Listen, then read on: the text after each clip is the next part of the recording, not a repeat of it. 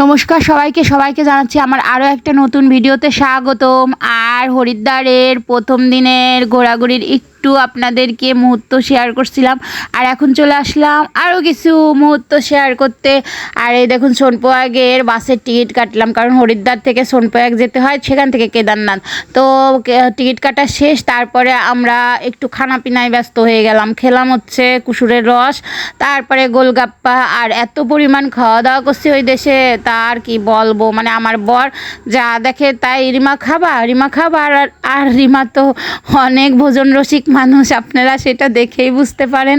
তারপরে যা পাই সামনে সেটাই খাই। খাওয়া যেগুলো যায় না সেগুলো তো ডাস্টবিনে যায়, আর যেগুলো খাওয়া যায় সেগুলো পেটে যায়। তারপরে খাওয়া দাওয়া করে এই যে এখানে আবার রুদ্রাক্ষের মালা দেখলো বর। তারপরে হাড়খড়ি গঙ্গার ঘাটে চলে আসলাম। আর হরিদ্বারে কিন্তু সব থেকে বিখ্যাত গঙ্গা আরতি, অবশ্যই কিন্তু এখানে এলে গঙ্গা আরতি দর্শন করবেন। তো আমরা গঙ্গা আরতি দর্শন করব, সেই জন্য কিন্তু সন্ধ্যা লাগার অনেকটা আগে বিকেলের দিকে চলে আসলাম গঙ্গা ঘাটে। প্রথম দিনে আসার পরে আমরা যেহেতু গঙ্গায় চান করতে পারিনি, সেই জন্য মা গঙ্গার কাছে এইভাবেই কিন্তু প্রণাম জানালাম। আমি আগে প্রণাম জানালাম, তারপরে আমার বর প্রণাম জানালো। আর এখানে যেহেতু আমরা অনেক বেলা থাকতে চলে আসছিলাম, সেই জন্য আমরা সব আশেপাশে ঘুরে ঘুরে সুন্দর করে দেখতেছিলাম। এখানে একটা মন্দির আছে গঙ্গার এই ঘাটের সঙ্গে, সেটা হচ্ছে মা দুর্গার একটা মন্দির। তো মন্দিরের ভেতরে বন্ধ ছিল, বাইরের থেকেই দর্শন করলাম। আর এই যে ছোট ছোট বাচ্চারা সব বসেছিল, তারপরে সব আশপাশ ঘুরে ঘুরে আমরা দেখলাম।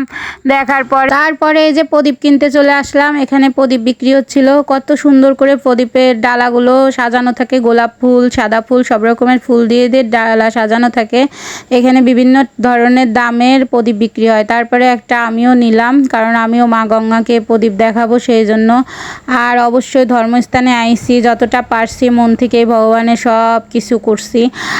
আর এখানে না জানেন, সব সময় সবাই প্রদীপ দেয়, সকাল থেকে শুরু করে সব সময়, যখনই সবাই গঙ্গায় স্নান করে তখনই মা গঙ্গার নামে প্রদীপ দেয়। আমি এই জিনিসটা দেখলাম, শুধু যে সন্ধ্যার সময় প্রদীপ দিতে হবে তা না, এখানে সব সময় সবাই মা গঙ্গাকে প্রদীপ দান করে। তারপরে যে সন্ধ্যা গণায় আসতেছিল, তখন আমি একটা প্রদীপ নিয়ে মা গঙ্গাকে প্রদীপ দান করলাম। তারপরে আমার শ্বশুর বাড়ি, বাবার বাড়ির বংশের সবার নাম প্রণাম জানালাম। প্রণাম জানায়ে প্রদীপটা গঙ্গায় যখন দিলাম, এত সুন্দর করে প্রদীপটা গঙ্গাতে ভেসে চলে গেল, খুব ভালো লাগলো। কারণ অনেকে দেখছি প্রদীপটা দেওয়ার সঙ্গে সঙ্গে ডুবে যায়, না হলে নিভে যায়, কিন্তু আমার প্রদীপটা না অনেকটা দূর পর্যন্ত গেল, খুব ভালো লাগতেছিল তখন।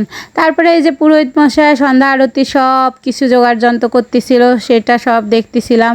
আর আস্তে আস্তে ভক্তবৃন্দ হচ্ছিল, আর চারিপাশে খুবই মানে ভালো লাগতেছিল। একটা ধর্মীয় স্থান, যেটা সব থেকে নাম করা, সেই গঙ্গা আরতি দর্শন করব, মনের ভিতর তো আনন্দ আর ধরে না।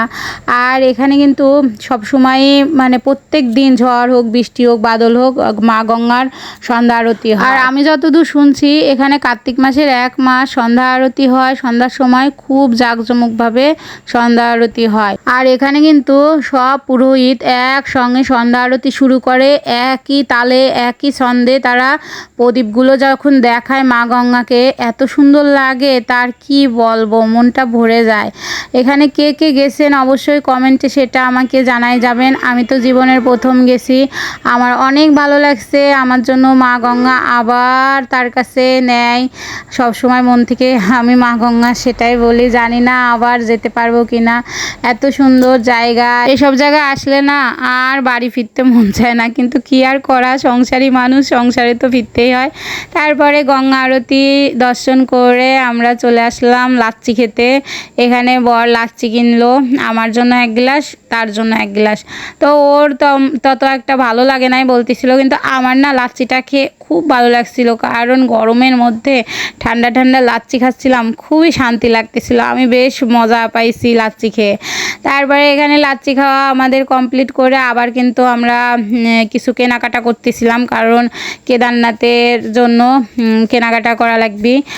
আর এই খাবারটাও খালাম, কারণ এই খাবারটা দুধের সর ঘন করে জাল দিয়ে রাখছে। ভাবছি কি না কি খাবার, তো মাটির ভাঁড়ে করে 1 গ্লাস দুধ দেয়, তার উপর দিয়ে এই সরটা দিয়ে দেয়, তো বেশ মজাই লাগছে। এটা খেয়ে না শরীরটা চাঙ্গা হয়েছিল। আর এখন এই যে কেদারনাথ পাহাড়ে বাবার কাছে যাওয়ার জন্য সব খাবার দাবার কিনে নেওয়া হচ্ছে। কিশমিশ কিনা হয়েছিল, খেজুর কিনা হয়েছিল, তারপরে আমার জন্য আমসত্ত্ব কিনা হয়েছিল।